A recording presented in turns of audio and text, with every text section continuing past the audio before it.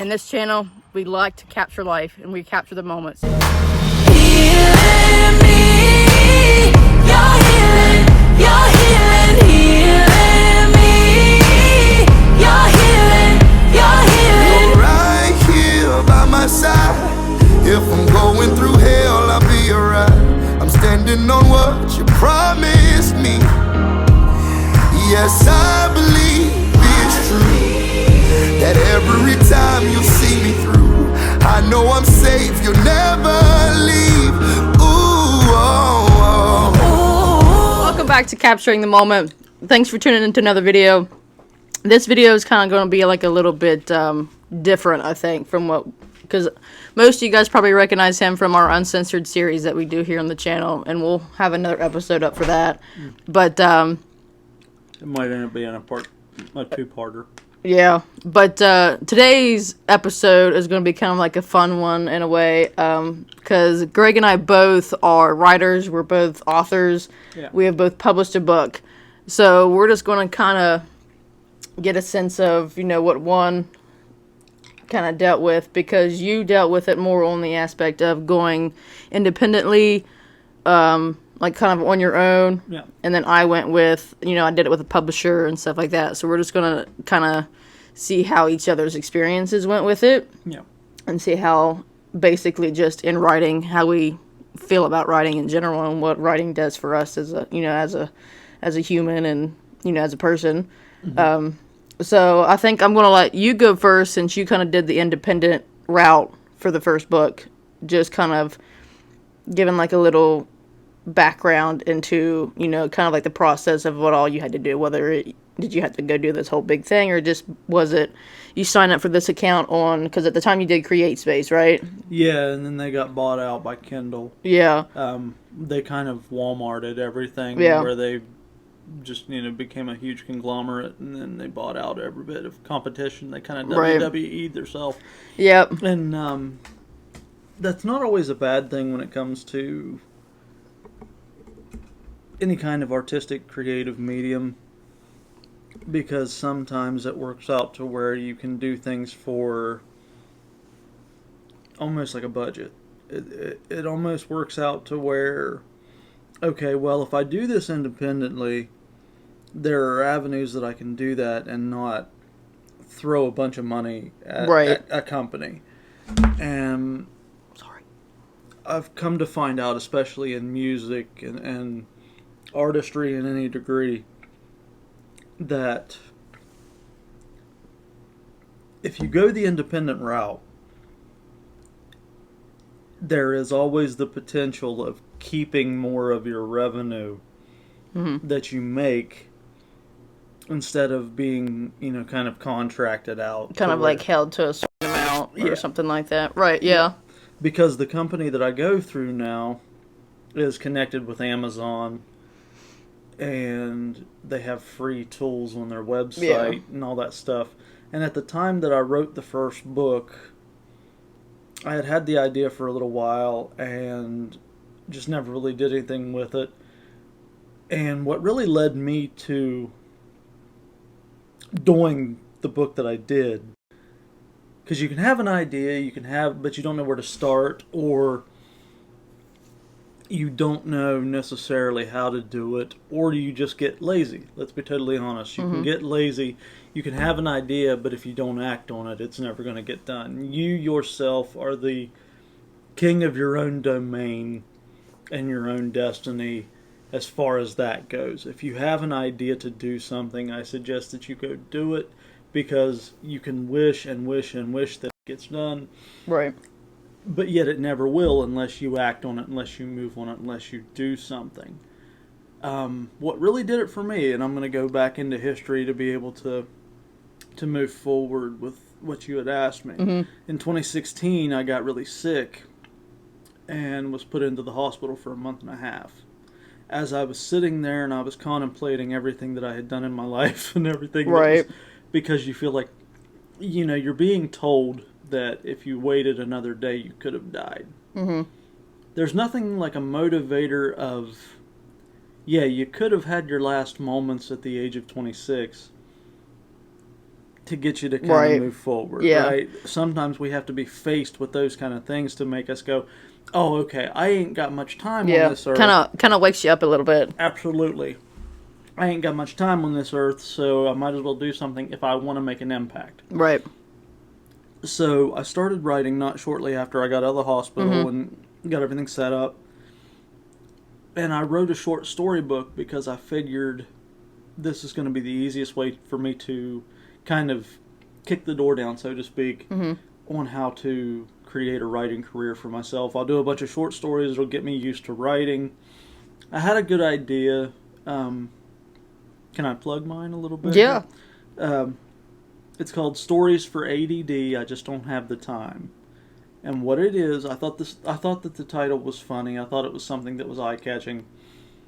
It's a collection of short stories. They're only 10 pages apiece, some less. There is no page numbers. There's spelling errors. There's Right. syntax errors. There's a bunch of all that stuff because it's designed for you to just enjoy the story for what it is. If you are a Grammar Nazi. grammar Nazi, you're going to have a hard time with Right. this book. I wrote it simply for it's an engaging story. It's a short story, and you can dog-ear the pages, and you don't have to worry about it because some people are like, we got to keep this in pristine condition. Yeah. Because, well, the page numbers, we don't want them to wear off. We don't want this. We don't want that. Dog-ear the pages of this book. I don't care. It's meant to be read and enjoyed and not have to keep much attention to it. They're engaging, they're quick, and they're simple to read. Mm-hmm. That is not the case with the next one that I'm writing. I'm Right. actually Right. kind of in the process of doing a novel. Mm-hmm. We'll do that one for another time. But the challenges that I was having, because everything was on that website, everything was available, and I didn't have to pay but like a $65, $68 a year subscription to Microsoft Office, which I'm going to tell you, anybody who wants to start writing, that is a ripoff. There is no reason that a program that is designed to help you create, to write, to distribute, to create spreadsheets should be monetized the way that it is. Yeah. That is almost $100. Yes, it's a one-time purchase for a year. But there are so many hoops that you've got to jump through to be able to do this. It used to be free on the older computers. It is no longer that anymore. They have monetized it to where if you want to use their program, you've got to pay for it. That should not be. Yeah. So take that into account when you go to start writing too, is if you can find something that's got it on it, great. Right. If not, you're going to pay an extra $100. The good thing about going independently, though, is, yet again, through the company, through Amazon, they only take a 5% commission out of what you make. Out of every book that you sell, they take like $4. Yeah. So if you have a selling price of $15, you're getting 11 and some change, roughly. Right. They Yeah. tell you that you have to make $100 off of your book before you get your first royalties check. So you have to sell, what, roughly 6 or 7 books? Depending on the price point. Because then you also said you get with the independent route that you took, you got to choose your price point of sale, like what you sell, like what your price was for your book. Yeah, you get to set your price, and you have the option. It's an extra like $30 or something like that. I can't remember, but it's an extra like 30, 40, 50 bucks to get copies of your book sent to you from the company so that you can distribute them physically On your own. yourself. Right. This time around with the novel, it's probably what I'm going to do. I'm just going to bite the bullet and Yeah, take that. because going off, because since you went off the independent route, and I had went through a publisher when I first published mine. I had published mine back in, I think, like November of 2015, and I was 21 at the time, and I remember I had like 6 to 8 months where I wasn't working just because I was going to school and stuff like that. And I was always writing poetry and writing short stories and stuff like that. And I don't even know what, like, made me want to write this book. Mm-hmm. Like, it was more so kind of like in my own, could I do it? Could I write this book? Could I write a book? Could I get it published? You know, this, that, and the other. Yeah. And because there was quite a few people that would tell me that, you know, it's very hard to publish your book on the first try. Mm-hmm. Especially going through a publishing company. Yeah. And that does make it really difficult. Yes. So, and I don't know if, like, the company's policy is that they just accept every script that gets sent to them and then they have to tweak it and this, that, and the other. You know, I don't know. But I have a letter from, I think they were, like, one of the editors of the publishing company that I went through. And I went through Westbow Press. And then it's like a division of Thomas Nelson and Zondervan and stuff like that. Mm-hmm. And that's who I went through. And I had got a letter from the editor, and they were basically telling me about, like, kind of like what they thought of my book, and then giving me, like, the next step process of what to do and stuff like that. Mm-hmm. So, I mean, that's pretty cool. I have it framed somewhere, but, you know, that's anybody that publishes their first book for the first time, you know, they keep everything affiliated with that. Yeah. But going from the publishing route, when I had started it and I had sent it off to, like, that first process of whatever that, I don't even know, because I had to go through a certain process. There were certain steps that I had to go through to get the actual, like, final product of it. And I don't remember all of them. I remember I had to talk to, like, a marketing person and, you know, all these different things. And to me, I was just, like, on cloud nine, you know, because, you know, writing a book and publishing a book was one of my dreams as a kid, you know. Mm-hmm. And so it was kind of like that whirlwind experience of going through that whole process and getting to see it kind of come together from, you know, pages on a notebook to, you know, an actual binded book. Yeah. But going through that process of, like, from, like, sending it in to them to have them, like, go over the content and then, you know, sending emails back and forth and phone calls back and forth about what needs done, this, that, and the other. And the, like, when you're talking about, like, the independent thing, you know, you kind of have your own free will and your own freedom to do stuff.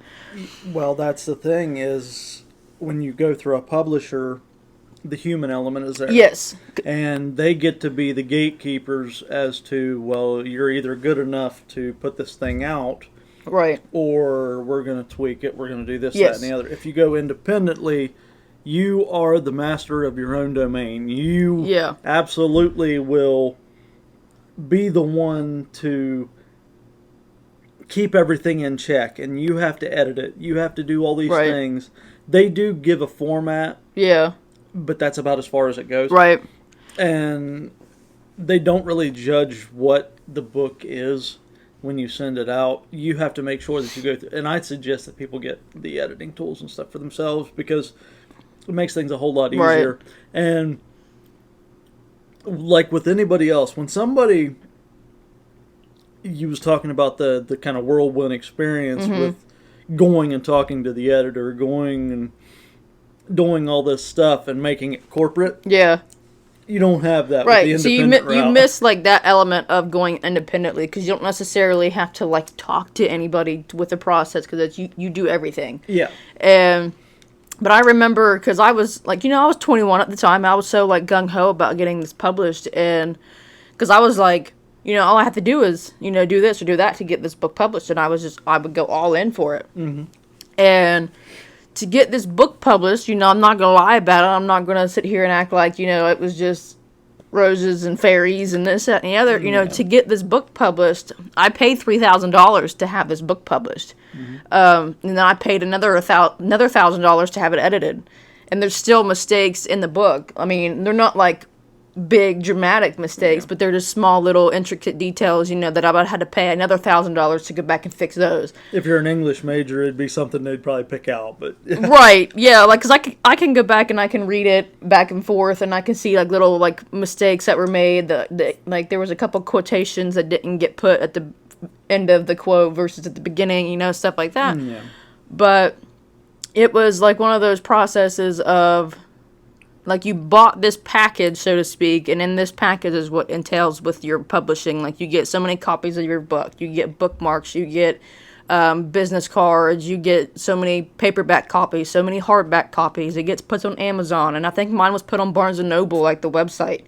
And So like that whole like of everything being put out, you know, it's crazy. And then you have to go through like kind of like the editing part of like, okay, what do you want your cover to look like? And they would give you like a site to go off of where you can get certain images that you could pick from, or if you wanted to do like more than one image, you can pick 2 or 3 images and they would kind of like Photoshop it together.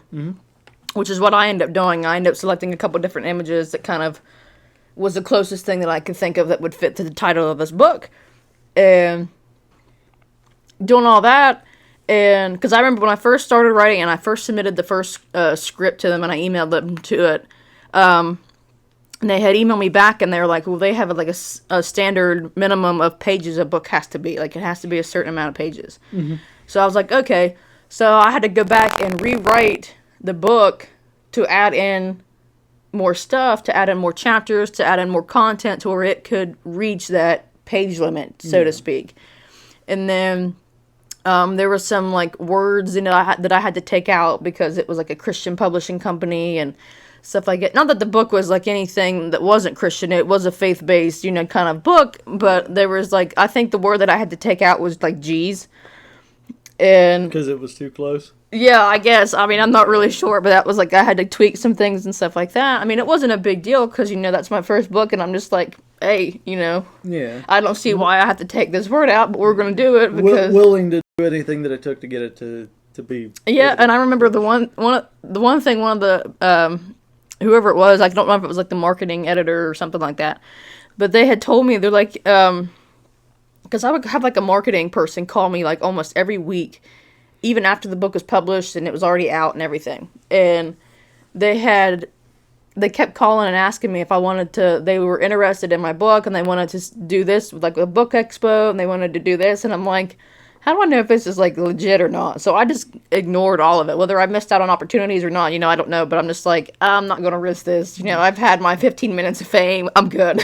You're expecting that you're going to meet up with them. There's going to be a white van Right. with free Well, candy they on the told me on the phone when I was talking to them the one time, because they have like the different packages and stuff like that. And there was like a package that was like $5,000 or more, and they would do all the same things that they did with the one that I had purchased for like $3,000. But the only difference is that package included, they would send your script off to a screenwriter, and if it got picked up, it would be turned into a movie.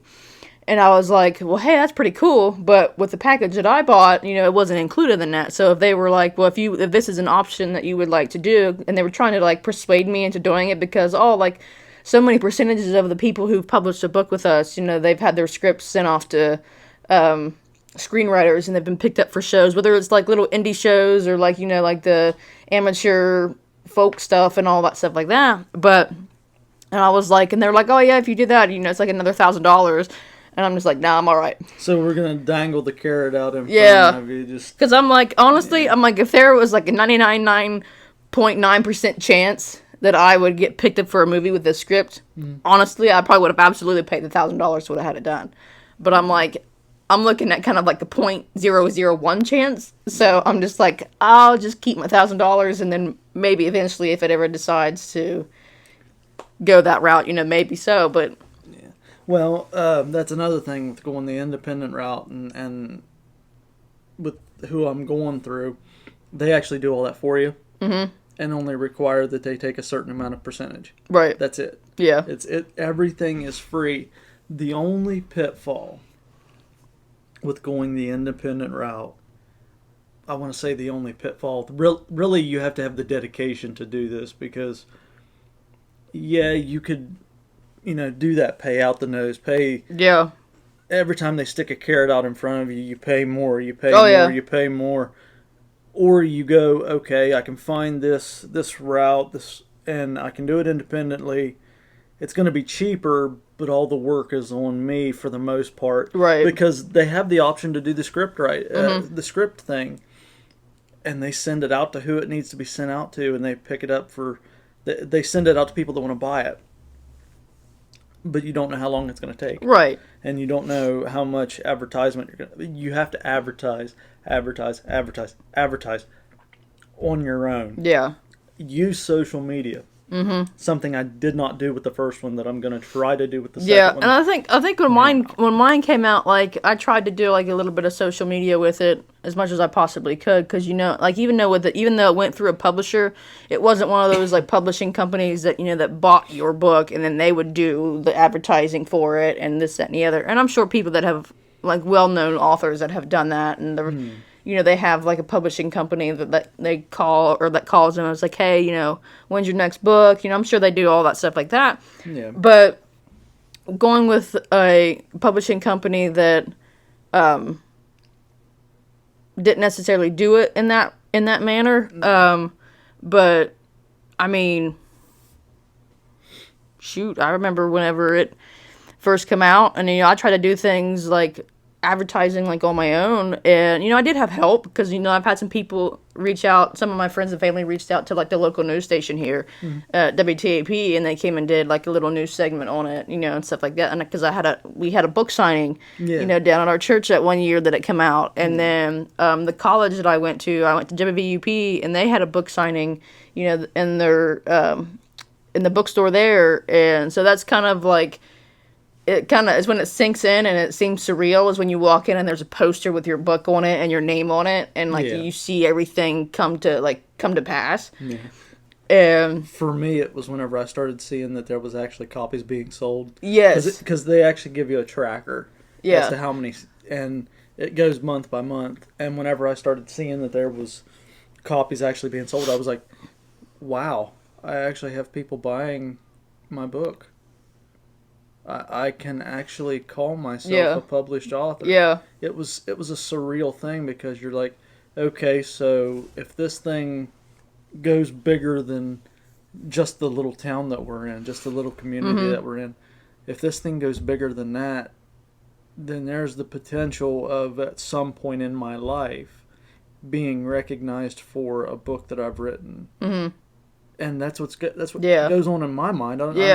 Because I remember like that realization when it finally hit that you actually, because when you're in the process of it, and and it may be like a different thing for doing like the independent route, but when you're going through it like with a publishing company and you're going through that whole process and the whole steps of, going from the editing, going from, design, production, all this other stuff. And then I remember when I got that box in the mail, and it had everything in it. It had all the copies of the books that they would send. It had the bookmarks. It had the business cards. It had all this stuff in it. And I opened it up, and you could see all of it, and it was still almost like it wasn't real, because you're like, okay, I just bought a bunch of somebody else's books, but when you see like the physical copy of it, and you see your name on it, and then you see like all the the credits that goes into the putting in the book and stuff like that. It kind of sunk in, but it didn't like smack me in the face like, oh, you got a book published, Yeah. It actually, I'm not sure if it ever really sank in that I had a book published. It was just kind of one of those, and it might have clicked or had, smacked me in the face whenever, I had that book signing and stuff like that. But, or especially like the book signing that I had at the college bookstore, and people actually showed up for it. So, there wasn't a whole lot of people, but people still showed up. Yeah. But I remember when this book first got published, it's a faith-based book and stuff like that. And I remember, going to get it published. And I remember before, I'd even sent it off or after it had, been produced or something. And I think it was, right before I'd sent the script in. Mm-hmm. Because I remember I had prayed one night, and I was like, if this is going to take me away from God, I'm like, I don't want it. Yeah. And so, and it was kind of like, and it's probably going to sound bad, but when the book got published and, it went through, that 15 minutes of fame, and people were reading the book, and they were telling me about it and stuff like that. And granted, in all honesty, most of the people that read my book were, friends and family, Yeah. There might have been a couple people that had reached out to me through, an email or something like that said, hey, I read your book, something like that. Yeah. But a lot of the time I knew the person, whether they be a friend, whether they were family or whatever, that had read the book and stuff like that. Mm-hmm. But there were a couple of, acquaintances, I guess you would say, that had, reached out to me and was like, hey, I read your book, I thought it was cool, stuff like that. But in a sense, eventually, I got into, this pit of, okay, well, this book, in a sense, didn't do what I expected it to do, because I wanted it, and it's going to sound really bad, but, like, I wanted it to be one of those things where, like, people were messaging me and telling me, like, hey, like, I read your book, you know, it did something for me, you know, it helped me out in something, you know, or whatever, because of the content inside the book, not, you know, the book itself, but, like, what the book had to deal with. Yeah. And when I didn't get it as much as I expected, I was like, you know, did I do this in the wrong manner? Like, you know, was this just kind of like a fluke publishing? You know, is this company just publishing everybody's book to begin with, whether it's good or bad, you know, or whatever? And the same thing happened to me. But I mean, I had a lot of people, and I still have a lot of people that want a second book, and you know, I've not had anybody. But I think it's because and it might be the way I set up the first one, and it also kind of, whenever I made a Facebook post about there being a sequel to the first one, it kind of just, everybody was like, okay, now we want the sequel. Yeah. Which, I'm working on it. It's going to be here at some point. I don't know how long it's been. It's been 7 years in the making, and it's just, I have my moments of, I'll have these really good writing spurts, and then it's just like, I have months of just, I'm in a pit with it.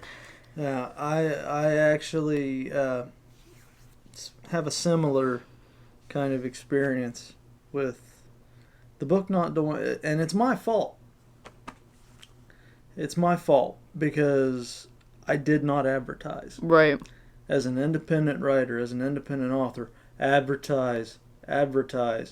And you'll come to find out that if you do it on like a personal Facebook or a personal Instagram, your friends and family will get burnt out on it. I have seen it. Yeah. I have heard it. We didn't do this so that you could advertise all the time. That's what happens when you're an independent artist, when you're an independent author, Yeah. when you're in any kind of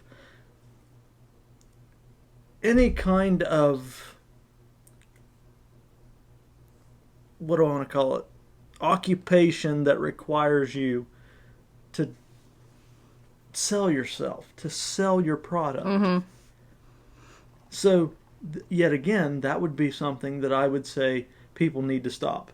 People have Right. got to be patient with people when they know that they're trying to do something to better themselves, when it's an advertisement thing. So if you're going to do that, make a separate one. Make a separate account for it, and that way you can do that as your Right. business.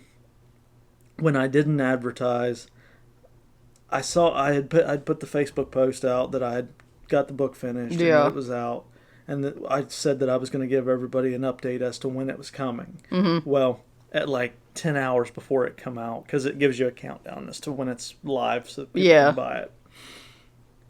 I told people it will be out today, later, whatever. And people started buying it, and I had the summer camp that I used to go to as a kid. I had somebody get a hold of me that's kind of in charge in leadership there, say they wanted to buy a gross of them, which was the most that had been bought at one time. Yeah.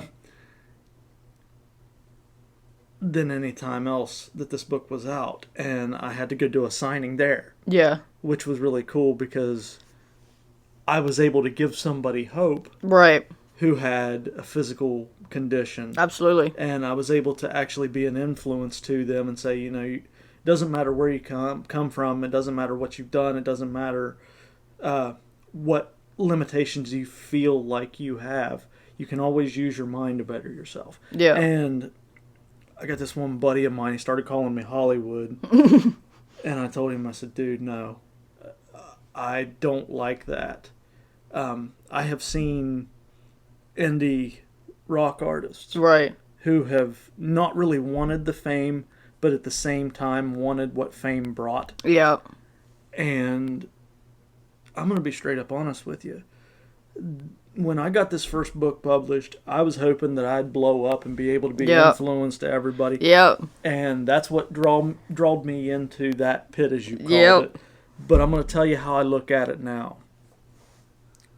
I've already had one published. Their physical copies floating around. Yeah. Any book that I come out with, I know eventually this thing's going to work for me as long as I put the time into it. That's how this Right. works. That's how life works. If you put the time into something, eventually it will work. If I start writing the 5 or 6 scripts that I've got, aside from the novel ideas that I've got in my notebooks, I keep an idea notebook. It takes one person who likes what you've got to be able to take it and blow it up. Mm-hmm. The right person at the right time. Yep. Keep working at it. Now, the way that I'm looking at things is long after I'm out of here, long after I'm gone from this world, something of mine lives on. Yep. Something of mine that I put my sweat, my tears, my time in will stay. And it will hopefully reach somebody who can say, I can do this too. I can do this thing too because this person's an inspiration to me. I looked at it in the wrong way. And if it brings me fortune and fame and a career that I can support my family with, to where they don't ever have to worry about anything ever again, then all my time and my effort into this thing will be worth it. Yeah. And that's where my focus is now. It's not necessarily about making $1 million. Great. Right. If it does. But if it keeps my lights on, great. Yeah. Because I'll be doing something that's a passion of mine. I'll be doing something that my mind is set to. I'll be doing something that I'm good at. Mm-hmm. And it be something that betters me, but it also can help other people. It can also inspire other people. That's more my focus now than anything. Is great if it's able for me to pay my bills, and I can absolutely, and I can actually call myself an author. Yeah, because that's my occupation. Yeah, because it's paying my bills. Yeah. Up until that point, I've called myself a budding author because it's not paying my bills yet. Like the struggling writer. The typical, I want so badly to be a poet, but nobody's buying my poetry books. Those kinds of people where you look at them and you're like, you keep doing this thing, why are you doing it? You're not paying your bills with it. It's because it's passionate. Mm-hmm. It's because it's drive. It's because it's ambition, because I know at some point I'll get there. Yeah, and you said something about, like, you know, whenever you get to the point where it's paying your bills and you call yourself, that's when you can, like, officially call yourself as an author. Yeah. See, my thing is like, I'm just going to be real, like, my book did not pay my bills, nothing like that. Mine didn't either. But it didn't even pay off the loan that I had to get to, publish it to begin with. Yeah, I think I only made a couple $100. But my thing is like, whether I make any more money off of any of that book, or, when I publish the next one, if it goes anywhere, if people buy it, whatever, I still consider myself an author because, I wrote it. It's out there. It's for everybody to get. Yeah. I'm not a paid author. Well, that's what I'm considering authorship is it being a occupational career. And that's when I feel like for myself, because of kind of the outlook of what I'm doing it for, and what. Right. It's the same reason that you'll see that Stephen King wrote stuff at first, is because he was doing it as a magazine article thing first. He was writing for magazines and things, and then eventually started writing books, and he struggled for a long time. And I think he said something along the lines of, I wasn't an author until after I made my first movie. It was kind of, he had the mindset of, I'm not really going to call myself that until I'm comfortably in it. Right. And that's kind of just always been my mindset in anything. Yeah. Which is understandable. Yeah.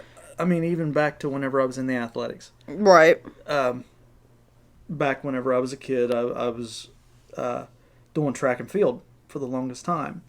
And I even had the chance to go to the tryouts for the Paralympics, and almost made it. Almost is not making it. Mm-hmm. So I can't call myself a Paralympic athlete. Right. I tried out, but I didn't make it. So I could say I was a previous athlete, but not a Paralympic athlete. Mm-hmm. It's the same way with any kind of a thing. You could say, well, I'm a budding filmmaker. You've made 2 or 3 independent films that you put on YouTube, and that's what causes people to think, well, I'm something big now. Mm-hmm. not until you make it is when you identify yourself with it. That's Right. always been my mindset, is make it first and keep yourself humble. That's the biggest thing Yeah. that I would tell people that are watching this. Keep humble. Because if you are not humble in it, you are doomed to failure. Yeah. Because you will get that all too familiar writer's block after you've created your first book. I did it too. I've spent 2016 to 2022, About 6 7 years. that I hadn't written anything. And I told people when I wrote my first book, I said, there's another one coming. Yeah, same. Here we are. Yep. I'm one chapter in to writing my my novel. Yeah. Haven't written in 3 months. Be totally transparent with everybody that's watching. I haven't written in 3 months, and I started writing again. And I'm finally starting to get back in the groove of it. Mm-hmm. I'm finally starting to get back in the drive of it. Keep yourself humble, even whenever you're making the money that pays the bill. Yeah. Keep yourself humble, because if not, and you get into writer's block and you can't do anything and you can't pay your bills, guess what? All of your pride should go out the window at that point. Yeah. Because then you have nothing to be prideful about. So stay humble from the very beginning and keep yourself from that, because that way you're not getting yourself into mental distress, mental troubles. And you won't have other people that are looking at you saying, oh, well, they was supposed to be this big thing and it never happened. Or they was supposed to be this big thing and they're having all these struggles Right. after, Right. you know. So make sure that you keep grounded and you keep humble. That's the biggest thing. And stay determined and stay driven. Right. Because that's the only way that this thing's going to get done, is when you step in and do it. So let's move into like the aspect of where did like your love of writing start? Because I'm sure mine and yours are completely different. I never wanted to be a writer. Okay. I made fun of writers. Yet again, I was an athlete in school. I was extremely intelligent. I was well-spoken. I was articulate. But I had no drive to want to be a writer. I was good at it. I've had several people tell me, you're well-spoken and you've got a great mind to write. Why don't you do it? Because I had no drive. But I sat down and I started writing a short story. And I just felt like after the hospital stay, I had been wrestling with the idea of doing a book for 3 or 4 years prior to that, maybe even longer. But I never sat down and had the determination to get it done. Right. The love of writing is not necessarily what drove me to do it at the beginning. I wanted to do something that was not as physical as the average bear.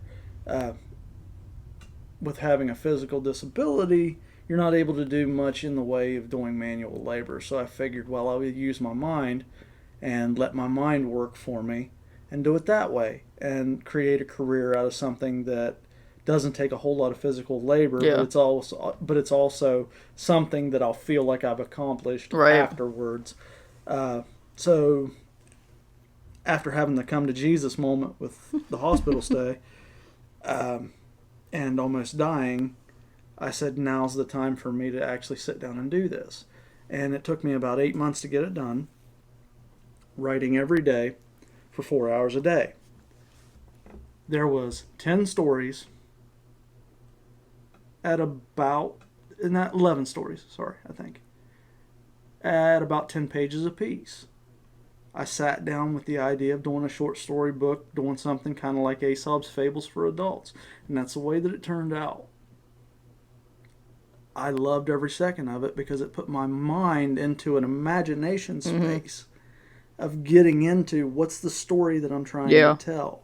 Because the way that I wrote this thing, I've had people tell me, you wrote this thing so intelligently it's not even funny.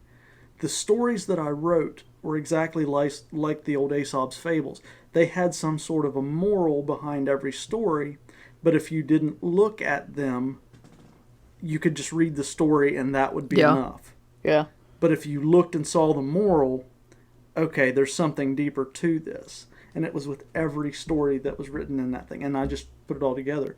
But I sat down for 4 and 5 hours a day writing on this thing. And then I would go through writer's block. I'd go, listen to music, or I'd go get something to eat, come back, try to get down and start writing again.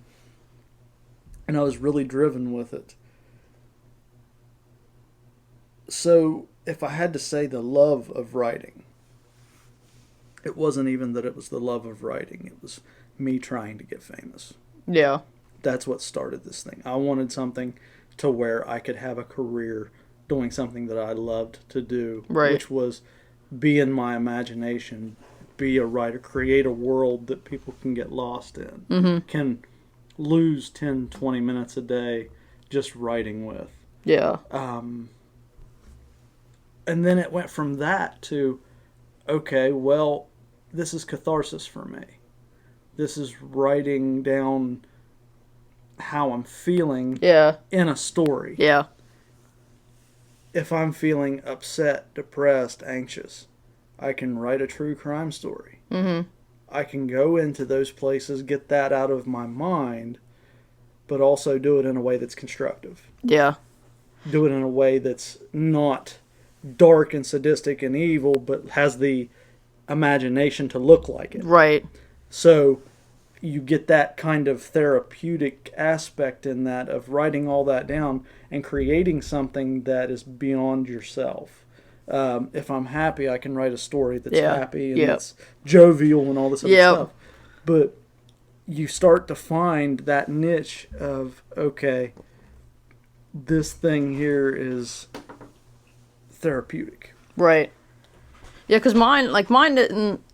Mine kind of started just out of, I was at my grandparents' house. My cousin was like, hey, I'm just gonna, let's just sit at the table and just write stuff. And I don't even know why it came about and like why she was wanting to start writing and this, that, and the other. So we just started sitting down at the table and just started writing poetry. Like it wasn't, and like mine, I made it to rhyme. It wasn't a big deal. Like I didn't try to do like the haikus and this, that, and the other. And mine just rhymed. I still can't write a haiku. Yeah, I still can't write a haiku or anything like that. Mine just basically it rhymes, and that's what I call poetry. But like the actual like the writing when it progressed further into just poetry, I think it's just because there was points in my life where I was just like so stuck inside my head. Yeah. And I mean, you and I have talked about going through depression and stuff like that, and writing eventually turned into an escape from all that. Yeah. That was how I dealt with a lot of the feelings that I was going through, and you see that in the book that I wrote. Like you see, like the depression and like the feelings of not wanting to be here, and then you see like the feelings of what it's like to go through death and how people cope with it and what they deal with and how it goes into that. Because right around the time that book came out, we had just lost our grandfather, because it was like a few years before that he had passed away, and then a few years before that, roughly around the same time, my parents were divorced. Yeah. And then roughly around that time, we had a cousin that had so it was passed just away. kind of all kind of crashed into the one thing at this, like all at once. And at the time I didn't have an outlet of how to get rid of that. Yeah. And I think, and I'm not 100% sure, but I think my like, and I call it like the writing escape, came before I had discovered like self-harm, and that's how a lot of the times I would deal with a lot of the things that I had dealt with was in that route. And then kind of I slowly started to find myself more on the writing part of it, and that's how I would like escape a lot of the feelings that I had. And finding a better avenue. Yeah, finding a better avenue and a better outlet that wasn't going to hurt me or somebody else. Yeah. But it took me a while to find that, because I mean, I don't know if you can like say the same thing or not, but whenever, when I started to actually like write versus, just kind of like scribbling around on a piece of paper, when I started to write with the intent of writing a book, whether it was ever going to get published or not, when I started to write, I would start writing. I didn't have a process. I didn't, sit down and figure out this, that, and the other. I just wrote. Is all I did. Same here. I And don't ever outline. I don't honestly. I don't sit and do 2-3 years of research on stuff. You know, the one part of the book that I'm currently working on now, I try to do a little bit of research on it, and I'm just like, you know, the main point of this book isn't what, you know, her career is or anything like that. Is the main point is what happens, you know, with the outcome of everything else around her. Yeah. So it was like, you know, I'm going to try and make it at least as close as possible. But if it's not completely accurate, don't come at me. So. Yeah. But I think that's kind of the way that we've got to be as writers, because there are so many people that once they start reading your book, they start to analyze and they start to pick apart. And they start to make sure that everything's factually accurate. If it has to do with a certain subject. Or how about just read the story for what it is? Yeah. Just enjoy the world that's built. Because I had found out probably the hard way of whenever you go to write. And in all honesty, like in my opinion, and I don't know about yours, but you know, in my opinion, whenever you go to write a book and you have different characters, whether you have just one character or you have 5 or how many ever you have, it is very easy, and it could be a blessing and it could be a curse to get so developed into your character. Yeah. And because there have been times where I would be writing a character who was, you know, she was at a point in her life where everything was just completely falling apart. Mm-hmm. And she was just so far down in a hole, and then when you start, because, you know, a lot of the things that the character goes through, you know, comes out of your mind. Yeah. You know, you think about it, you know, you've thought about it at some point or another, and so you can kind of pull from your own experience. Mm-hmm. And it can get very, I guess it can get kind of dark at points, because, you know, especially when you're writing a book about those issues and those things that happen in people's lives, and you kind of just go into that mindset of, okay, I have to be able to feel what the character feels so I can, you know, portray it on paper to make it feel more realistic and more, you know, true to the character versus just, oh, she just made up a story about this or that, or that. Because there's really not anybody on the earth, I don't feel, that is so talented as to make up an entire story without actually feeling the emotions you're trying to put the characters through. Especially if you're pulling from your own experience. Exactly. If you're pulling from your own experience or your own emotions that you have eventually had dealt with at some point in your life. And let's be honest, I mean, we've all dealt with stuff, you know, whether it be depression, suicide, anything. And we've all dealt with it. We've all pulled from it somewhere. Yeah. But one of the harder things was when I wrote the first book, you know, there was 2 different characters. There was like the main female character and then the main like male character. And there was 2 different like, you know, personalities with it. And there was 2 different emotions with it, because, you know, one was dealing with just finding God and the other one was, you know, dealing with keeping secrets, you know, all this other stuff. I can't say a whole lot because if you haven't read it, you know, I'll ruin it.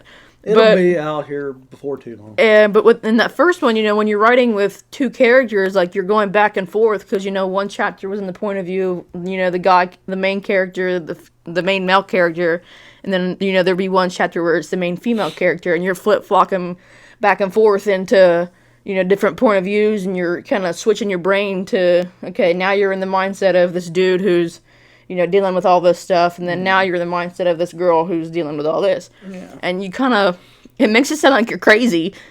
And the thing is, if you're not careful, like you can get sucked into it. That.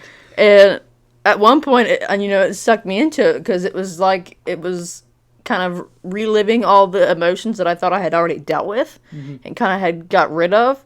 And then to like bring them like back to resurface, you know, to write about them, it was like, you know, it kind of just, it pulls you back into like that black hole. Yeah. Well, that's the thing I was talking about. That cathartic kind of feeling is you literally put yourself through. Yeah.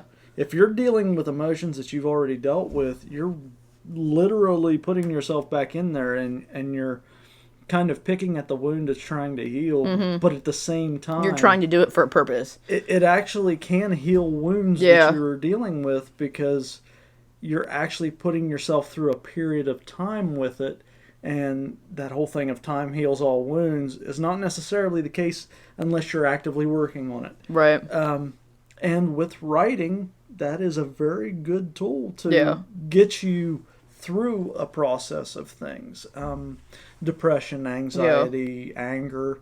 You can write all that down, and it will help you to deal with the issues that you're not really wanting to deal with on your own. Yeah. Yeah, because there was a point where it took me a while to get out of the mindset of the characters that I was writing. And, because, basically to write, the characters, you have to put yourself into the mindset of them, to be able to kind of pull that emotion from it and to be able to, to write about it.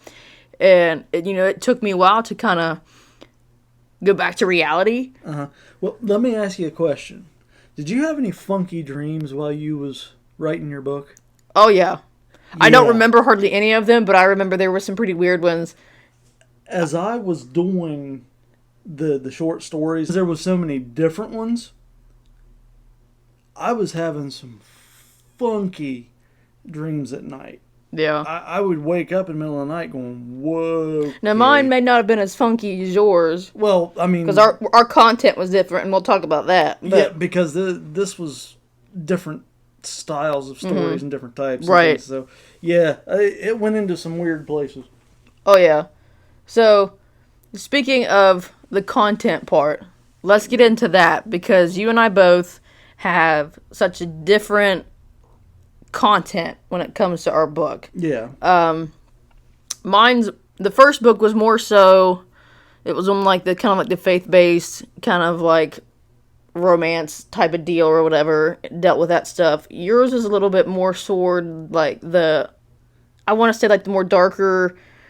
Very much so. Yeah, and I'm just going to be straight, just honest. This next book that I have is not going to be anything like the first one. It's still going to be the sequel. It's still going to take place, with some of the characters from the first one and this, that, and the other. But, like, the content aspect of it is not going to be anywhere near the first one is. It's not going to be as faith-based as the first one was. There might be, like, a little bit of, like, talks about it. But in the second one, it's not... Like, the main point of the story isn't about that. Yeah. The main point of the story is basically, like, the aftermath and the turmoil of what happened from the first one. Yeah. And if you read the first one, you probably know, what happens in the first one. But, after that, that's what it's about. And the second book takes place 25 years later. So, I mean, there's a whole gap there. But there's not really a lot of talk about what happens in that gap. It's more about what happens, like, in that moment of where that character is at in that moment in the book. Yeah. But it's not going to be anything like the first one. And because the content changes, it is a little bit, it's may come off a little bit darker than the first one just because of what it deals with, because it deals more so of the in-depth of what a person goes through when, they deal with depression, they deal with self-harm, and they deal with the turmoil and the aftermath of, losing a family member and, stuff like that. Yeah. So it kind of gets a little, I wouldn't say morbid, but it definitely gets a little bit darker than the first one just because the things that happen because of what happened in the first one is a little bit darker. Well, here's what people have got to realize. People are very quick to judge. Mm-hmm. People are very quick to cast off dispersions of things because of the type of writing that it is. Like I said, mine was supposed to be Aesop's Fables for adults. The way that I looked at it was adults were able to distinguish between reality and fiction. They were able to handle certain things as adults. Sometimes life gets rough. Sometimes life gets hard. Sometimes there are things in life that come to you that are issues, that are problems, that are dark, that are not necessarily nice. Just because it's a darker story does not mean it can't touch somebody. There are many things that are in a darker vein that people have said, well, this thing helped me. This thing got me through. This thing did this, that, and the other for me, and it helped me out. Yeah. And so we've got to be careful about what you consider rough. Right. Or what you, just because it's not for you doesn't mean it's not for somebody else. And just because, like, like you said, like, just because it's not rough for you doesn't mean it wasn't rough for somebody else. Exactly. And I'm just going to go ahead and say this now because I know you're content is a little bit darker than Yes. and let's I mean, if you followed this channel for a long time or anything like that, and if you've watched any of the Uncensored series, you know Greg and I are both Christians. You know, we believe in God, we believe in Jesus, you know. Yeah. And one of the stereotypes, and I think you and I have talked about this, is that just because you're a Christian, you shouldn't be writing anything other than Christian content. Yeah, and that is not where my focus is at Exactly. all. My focus is to touch people outside of the Christian community, because let's be really real about this thing. There's enough Christian content that Right. only is supposed to be watched by Christians. And Yeah. you've got Christians that's all they'll watch is Christian content because, well, the outside world is Yeah. so bad. We were told as Christians to go and affect the outside world, and sometimes you have to do it in a vein that they can understand it, in the way that they can get it, in the way that opens their eyes to things that they may not see before. And you can do that through writing and music that's not necessarily Christian based. Yeah. And that's where my focus is trying to get people to see things that they wouldn't see by somebody who's trying to be pushy with their faith. Yeah. Because I know whenever I wasn't following any kind of faith, if I wasn't following it, and I was actually kind of angry with God, I wouldn't have wanted to hear somebody who Yeah. was trying to beat me over the head with it. Yep. Matter of fact, I made fun of it. There was several times where I would be around people and would say things that I regret saying now because my understanding is different. But the way that it's delivered sometimes can be overbearing. Mm-hmm. You can be overbearing with your faith. Doesn't mean that you can't share it through different mediums and through different things. But you don't want to be overbearing and shut people off whenever Right. you're being told that's what you've got to do. Right. So now that we've kind of cleared that part out of it, because everybody knows that they've watched the channel, they know that we're both Christians. And they also know how upfront I can be about Yes. things. If they haven't, they'll find out soon enough. Especially with this next episode. Yeah. And so speaking of the little bit darker content and Yes. everything. So Yes. what, with your first book, you said it had a little bit more darker content on it. Kind of explain the type of content that you portray in your books. With the short stories that I wrote, I'll give you the thesis of several of the thematic elements of it. I wrote a story that was a true crime story about a set of children being murdered by a man who had escaped from a prison, and they tried to find him, and he was part of the occult. I dealt with occultism in that short story. Controversial, but I dealt with abortion. Mm-hmm. I wrote a story about a man in a dark prison cell that was leaky and had water all under it, being the inside of a woman. It had to do with a child who had a physical disability. That's the whole story. If you look at it, that's what the story was about, was a child with a disability being born. But I wrote it in the way of he was locked in a prison that he did not make himself. Mm-hmm. There's a story about Keeping Up with the Joneses that deals with a makeup cream that's supposed to make you look younger, but it actually takes your youth from you. There are others that are dealing with apocalyptic type stuff and being ready for that apocalyptic scenario, keeping your mind right in a situation that may not be the best for people. It's dark themes,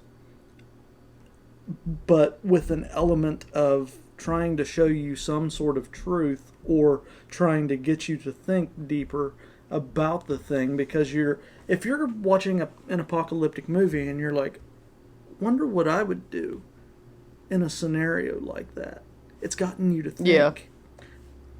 I'm a teacher. Mm-hmm.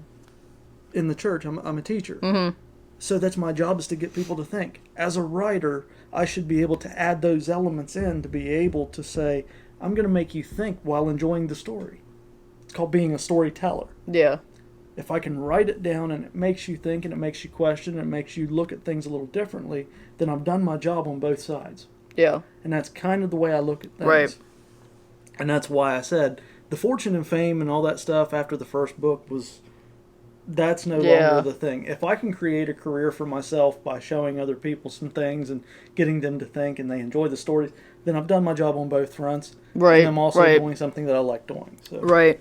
Yeah, and I think all in all, like, you know, I think at the end of the day, you know, that's what matters is that you enjoy what you're doing. Yes. And you know, I have it, and honestly, I can't tell you what it says now because, you know, the ink's faded and stuff like that. But, you know, I have a writer's tattoo, and it's an old school inkwell, and it's spilling out black ink, and it goes into, like, a colorful feather or stuff like that. And it kind of, when I got the tattoo, it kind of represented, you know, what writing does for me. You know, writing brings me out of those dark places and brings me out of those bad thoughts and those bad, like, mindsets. Yes. And because literally, to me, whenever except for when I have writer's block, I get kind of angry and frustrated and stuff like that, just because you know you're trying to produce a product for somebody that you know you want to help. And I think that happens with all. Oh, absolutely. No matter what medium you use as you know as your artistic route, you know it's whether it's painting, whether it's you know drawing, or whether you make films, or you know whether you're a comedian or whatever. You know, I'm sure there's always a point where somebody gets frustrated, and you know, frustration's kind of inevitable. Yeah, but you know every time like when I finally get into like I guess that groove of where everything kind of flows really nice. And then there are times where, like, I start to feel myself get into those, like, bad places. Yeah. And I just write, like you said, like, I have a notebook that has, like, all my thoughts in it, whether I ever use those thoughts or not. And honestly, the majority of those thoughts are probably going to be in this second book, just because it kind of fits. Yeah. But, you know, all those things, whether it be a good thought, whether it be a bad thought, or a sad thought, happy thought, whatever it is, it literally feels like when I'm writing all those stuff out, it literally feels like it comes out of my brain and just goes through my body and comes out my hand and it goes. Yeah, and then there are times, I don't know about you, but I'll look and I'll be like, wow, I actually wrote something that Yes. that is, it's good. Yeah. You go back and you read it and you're like, did I actually read it? Did I write this thing? There was Wow. that's like speaking of that, like you know, because I've had to go back and reread the first book that I wrote just for the second book for the purposes of that one, just to kind of make their timelines and you know people and ages and stuff like that are correct. Well, if you take so much time between books, you tend to forget, especially if they're Oh, continuing. absolutely. You forget. You gotta Absolutely. refresh. And I'm just making sure like the ages are right and you know nobody's like 5 years younger than what they're supposed to be or 5 years older or something doesn't make sense. But I would go back and I would reread, you know, certain parts of the book to kind of get where I needed to go, and I would sit there and I'd read it and I'd be like, I wrote that? Like that came from my brain? Like how did I come up with this? Like what? Cuz you would read like the next 2 or 3 sentences and you're like how did you get a book published? Like, how did that work out? Because you just have those moments of, like, you have those really good moments that you're like, yes, this solidifies me as an author. Yeah. You know, like, There's a this, spark. yeah, like, I could do this. Like, and then you have that next 2 or 3 sentences and you're like, what? I could have wrote that better. Like, I could have yeah. you start to analyze things. And that's like, and that's why I honestly, when I write a book or whatever it may be, because, like, let's face it, that's all I write anymore is books. You know, I haven't wrote poetry in I don't know how many years, and you know I had a book of poetry somewhere that has probably 20 to 30 like poems in it, and at one point I was going to get those published, but I can't find them. So hopefully they're in my storage unit somewhere, and eventually when I go to move out somewhere I'll find them. Yeah. But I had wrote, you know, short stories and stuff like that, just kind of get my thought process out for the day, and then when I started to write more for like the novel part, like the book part, and I don't write super lengthy novels or books. Mine's basically, it's to the point and, you know, be done with it, but trying to fit, you know, some description and content in there. And that's honestly where I struggle most is like the descriptive part of stuff because I want to get to the point and everything. I'm like, that's why I should have went to school to be a screenwriter and a film producer because it's so easy. I can just like, I want you to do this, do that, and make it a movie, and then it'd be so much easier than putting everything and all my thoughts onto a piece of paper. Yeah. But no matter, like the first book, like I don't know how many copies, like physical copies of when I like hand wrote that thing over and over when I had to rewrite it for the publishing company. And I had so many copies of it. And there was at some point, there were some, I guess, scenes in the book that got completely taken out because it wasn't, in a sense, like appropriate for the publishing company. Yeah. not that they were like bad or anything. It was just wasn't like that Christian content thing or whatever. Yeah. But I would go back through and, you know, because I handwrite everything.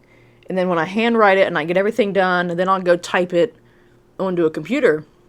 And the reason I do that is because when I write things out on paper, I might miss something. Or I might, you know, the sentence doesn't necessarily click that it needs to be fixed or something until I go to reread it when I go to type it onto a computer. And when I type it onto a computer and I look back through the, you know, like the notes and stuff like that, then I catch things of like, oh, like this needs to be changed, this needs to be tweaked, you know, I need to add a word in here, take out this word, you know, stuff like that. I see the different things when I have to type it after I've written it out. Yeah. So that's why I always do that, because I catch things that I would miss if I would just write it out or just go to type it. But so that's kind of like helps me like correct like the grammar. And let's be honest, like I'm not a grammar person at all.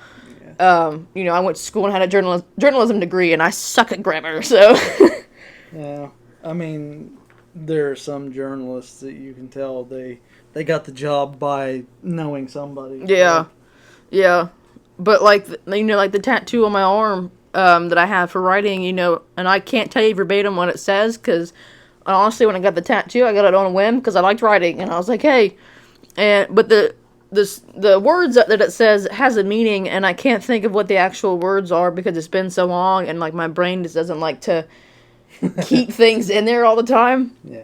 But basically, I mean, essentially, it comes down to, you know, no matter whether, you know, I ever get to a point where I have any other thoughts for a book, or if I get to a point where I want to, you know, do this as a career or whatever, regardless of all that stuff, I'm still going to write who I am. Yeah.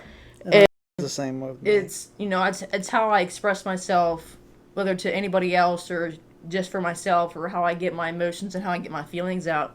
You know, regardless of whether this takes me anywhere in life, or if I ever write another book after the, you know, this second one, you know, depending on where things go with that.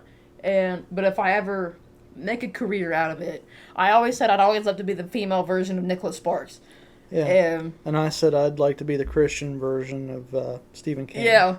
So we have like kind of like, in a sense, like our goals. Yeah. But whether, you know, those ever get attained or not, you know, I don't know. And, you know, for your sake and my sake, both, and, you know, I hope they do, just because, you know, it's something that we want out of life. Yes. But in all honesty, if it never happens, I can be satisfied, because, you know, I've published a book. You know, I did the one thing that I never thought I would do at 21 years old. Yeah. I never thought I would do it at all, to be honest, because I was like, it was such a so far stretched dream that I was like, I'm like, does my brain even have the capacity to even compile a book, you know, and that where it would make sense, and it wouldn't just be a bunch of run-on sentences and, you know, this, that, and the other, and to where people would actually enjoy it and actually would get something out of it. Yeah. So for me, like, regardless of whether this second book, whether it does anything or whether people read it or not or whatever, you know, I know there's people that's going to read it, because, you know, I got some family that's really been honing on me for 7 years for a second one. Get the other book done. And it doesn't help that I've also told them that I would do it. So, you know, it's kind of one of those, I've got like 7 chapters down, so I'm just trying to, and it's funny because, like, I got 7 chapters, well, almost 7 chapters, but it's nothing new. Mm-hmm. It's stuff that I've already wrote, but I'm just trying to rewrite it and get it up to, like, current where I'm at now, so I can start writing the newer stuff and get it finished and stuff. And whether or not it's going to be any longer or shorter than the first one, I don't know yet. It just depends on what my brain can come up with. But, you know, regardless of whatever happens with this next one, whether it goes anywhere, whether it doesn't, or if it's my last one that I ever write, you know, while I'm on this earth, you know, I can still be satisfied with what I've done, because, you know, I did something that I never thought was ever going to be, like, accomplished or attainable. Especially at 21 years old. Well, and let's be totally honest, in the area that we live in. Yeah. There's kind of this stigma over the area of it being, you know, someplace that not a lot happens and not a lot goes on, and there's not a lot that comes out of it. Yeah. And that was one of the things that really I started to think about, especially after I got done with the first book, is they have kind of said things over the area and said bad things about the area and things, but it doesn't matter where you come from. You can always reach your goals as long as you are willing to put in the time to do so. I mean, we're proof of that. I mean, you know, if you would have told us when we were like 16, 17 years old that, hey, you know, you're going to publish a book somewhere or you're going to do this or do that, you know, we probably would have laughed in your face and I know for a fact I would have. 'Cause yeah. it wouldn't have been something I'd have wanted to do in the first place. But, you know, life has a tendency to change things. Yeah. So. Yep.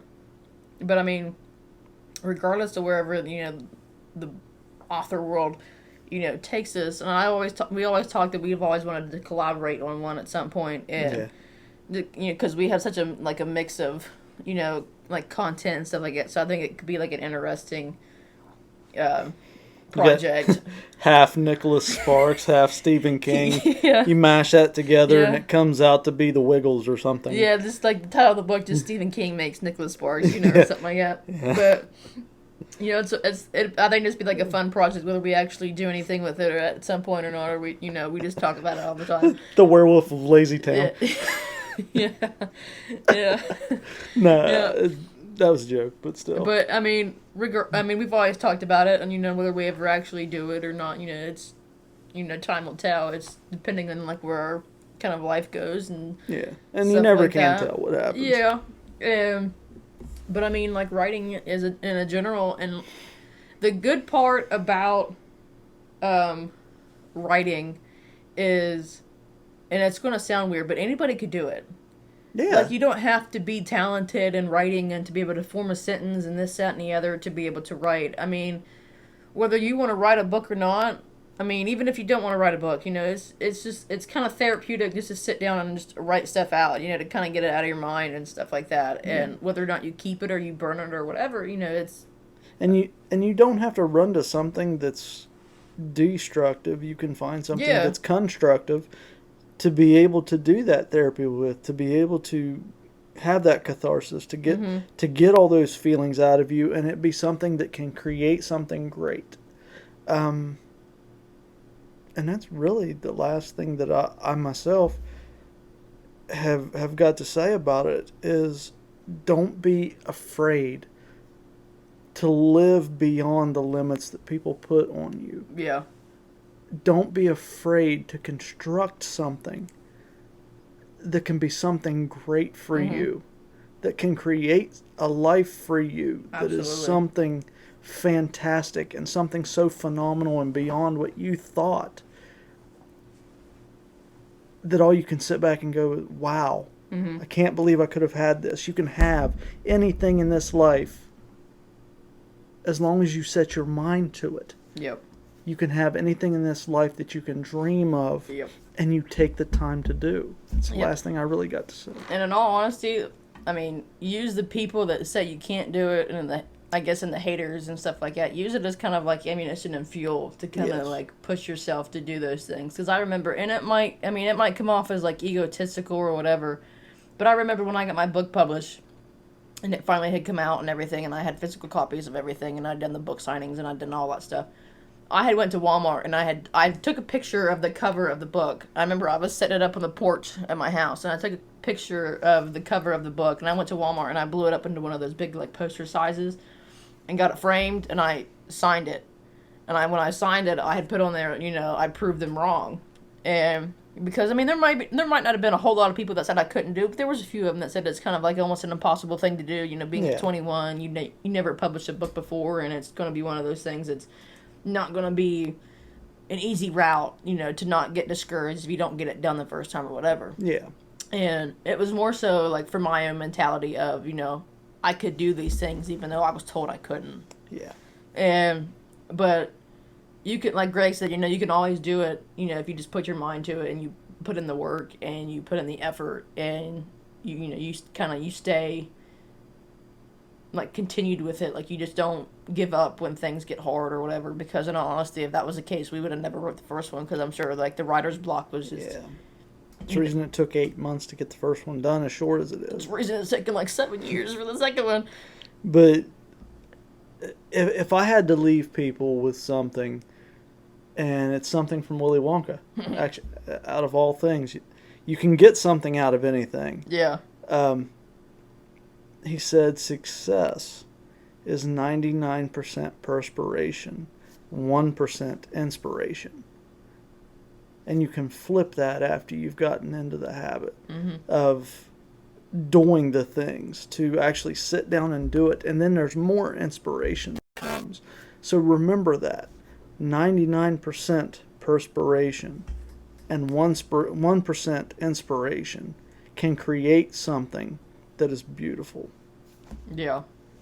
And and writing is such a beautiful way to get things out, and it's Absolutely. writing it, no matter who it is, writing can be a very good thing, and writing is always something that I hold very close to me, because it's helped me in so many things and in life, and I've been able to accomplish one of my biggest goals out of life was to publish a book. So anybody that tries to tell me you can't do something, I'm like, I was like, I got proof right here. Absolutely. And whether it ever amounts to anything, or whether it anybody ever buys any more copies or not, it doesn't matter, because I still have it. It's there. I've done it, and it's something that I cherish in a way, because Proof that you sat something down. yeah, it's proof that I could sit down and I could do something and I could finish it, and not let it just kind of sit there and just not amount to anything. But writing and being an author or stuff like that is one of the it's also one of the kind of the things that not a lot of people know about me. Like, it's not one of the first things I tell people when I meet somebody. I don't walk up to them and be like, "Hey, I'm an author. Here you go. Yeah. Here's where you can find the book," and all this other stuff. So it's kind of one of my secret talents. Well, here's the thing, and this applies to anything in life. Your position, your title, your occupation should not be the first thing that you greet somebody with. Right. Because chances are you're not what you say you are. And even after I've known somebody, because there has been a couple friends that I've had, other than the ones that were around right around the time that the book was published, but friends that I've met after the book was published. I'd probably had known them months or so before I even mentioned that I had a book published, and it kind of just came up in casual conversation because we would talk about a book or something, and I was like, "Oh yeah, I'm writing this one," and then I have this one. They're always like, "You wrote a book?" Yeah, and I'm I actually had that happen to me the other day. Somebody was like, "You wrote a book?" I was like, "Yeah, years ago. 6 years ago, 7 years ago at this point." I was like, "I'm surprised you didn't know." Oh yeah, yeah. Where's it at? It's on Amazon. Yeah, yeah. So I think on that note, I think this has concluded our video about writing and authors and this, that, and the other. It's kind of like the title of this video is, you kind of got to see, between the lines of an author, kind of what goes on in between, from just writing it to being put in a book. But if you haven't already, I'm going to try to put the links and stuff down in the description, of where to find our books and stuff like that. I do know you can find Greg's on Amazon, and you can find it under Stories for the ADD. I don't have the time. Stories for ADD, parentheses, I just don't have the time. I think you can write my name, Greg Mendenhall, in the search bar, and it should bring it up. It's got a building, I think, on the front cover. I think so. Isn't it like a yellowish? Yeah, it's kind cover? of like a beigeish yellow, and Yeah. it's got a more like a street scene on the cover of it. So I'm sure Stories if for you ADD. typed in Stories for the ADD, I just don't have the time, and then type in Greg Mendenhall, it should be the first book that pops up. Yeah, it'll pop up really quickly, and Yep. it's a soft cover book. Yeah. And then mine, if you just type in the search bar for Amazon, if you just type in why he left, and then you type in Erica Davis, and it's Erika, it should be the first one that pops up on the list or whatever. And there's a picture of a close-up of a blonde-haired girl, and there's a guy kind of walking through a hayfield, kind of smaller and stuff like that. And a funny story, I remember when this book came out, I had a bunch of people ask me if the girl on the front of the cover was one of my old friends because she had blonde hair and stuff like that. And I was like, no, but I didn't really plan that out, but I mean, hey, but no, it wasn't. But yeah, go check those out, go read those. I know you can get a paperback copy and a hardback copy of mine, and I think you can also get it on the Kindle, the e-Kindle or something like that. And I think yours is the same. You can do the same, I think. No, I actually didn't do it with the first one. Is it just a paperback? It's just a paperback book. But with the novel, once it comes out, I will Right. be doing more Right. with it. Alright. I went extremely cheap for the first one. is It's what because I should've done. I just wanted to get it out once it was done. Yep, I should have went cheap for the first one, but now that I know, there's the independent route. Because when I published the first one, I didn't know about the independent route. I didn't know that you can do it on your own and not have to go through a publishing company and stuff like that. So, It's like I said, it's a lot of work, but it's worth it in the end of Absolutely. it, and it actually makes it really fulfilling to know that you went through the process yourself to build Yeah. this thing and to build yourself as the thing that you're wanting. Yep, absolutely. So Yep, so on that note, this concludes, Between the Lines with an Author. And, we hope you guys enjoyed the video. Kind of give you a little insight of what, kind of small town writers go through. And of what to look forward to and what's to come with, with the writing and that we do and stuff like that. Because, I think I can speak for both of us and saying, that there's, more books to come, at least one more for both of us. And I've got about half of a journal full of ideas, Yep. so I've got several that's coming down the line. Yep. So if anybody picks up that first book and they like what I've got and they want to see the novels, keep looking, keep searching, Yep. because it may be months at a time before the next one comes out. But I have a steady flow of things that I want to be doing in the near future, Mm-hmm. so I'm planning on continuing on with Yep. it. I'm not going to stop. Yep. So. So, on that note, we thank you guys for watching this video. We hope you guys enjoyed it. Be sure to go check out our books. Let us know what you think of those, if you read those. And because, we'd love to hear your feedback. Absolutely. And so we thank you guys for watching the video. Stay tuned for more videos to come. And we'll see you guys again. Love you guys. See ya.